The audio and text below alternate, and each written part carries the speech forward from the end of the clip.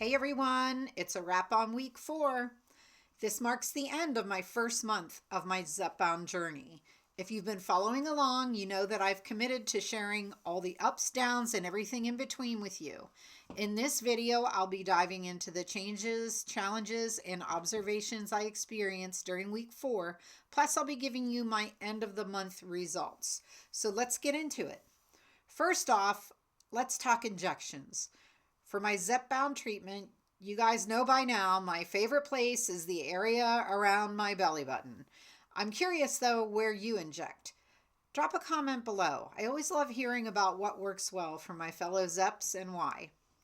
Early in the week, everything was pretty normal for me, but around midweek, I started to experience some sleeplessness.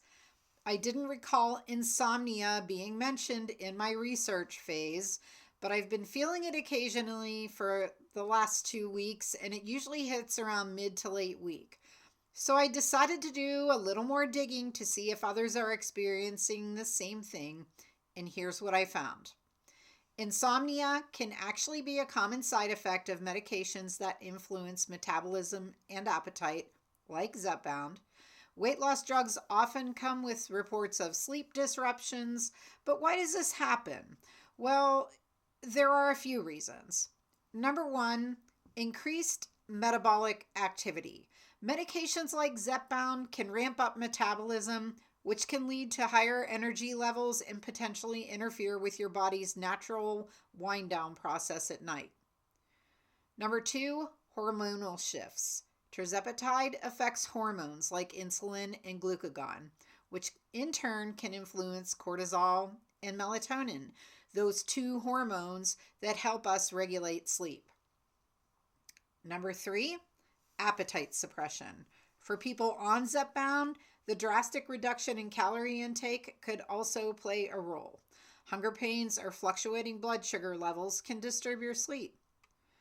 Interestingly, while insomnia isn't listed as a primary side effect in the clinical trials for tirzepatide, many users have shared their struggles with sleep disruption after starting the medication.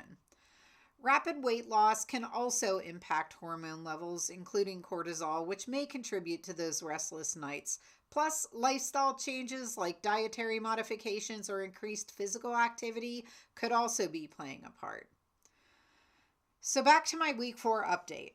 By the end of the week, I didn't experience anything particularly noteworthy in terms of symptoms. I felt pretty normal in my new Zepbound sense. My energy levels are still high. Appetite suppression is exactly where it should be. No more headaches, and I actually noticed some improvements in my sleep. We moved our dinner time up to around 5:30 or 6 p.m. to see if that would help with the evening nausea and insomnia, and I do think it made a difference.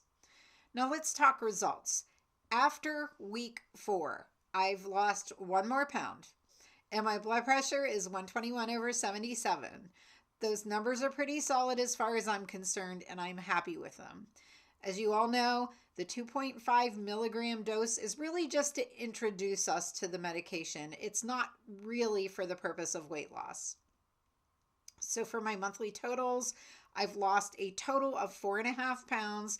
And remember how I mentioned that I could feel my clothes getting looser? Well, I dropped 2.5 inches from my waist and 1 inch from both my hips and shoulders. So it's great to see those physical changes happening.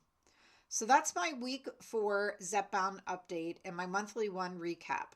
Overall, the effects have been pretty positive. Improved energy, mental clarity, some weight loss, inches lost, and continued appetite suppression. The only downside was the insomnia around the midweek mark, but it wasn't a huge issue. And now that I finished the 2.5 milligram introduction dose, I am moving up to that 5 milligram dose, and I'm excited to share my progress with you next week. Don't forget to like, subscribe, and hit the notification bell so you can follow my journey. Thank you so much for joining today, and I'll see you soon.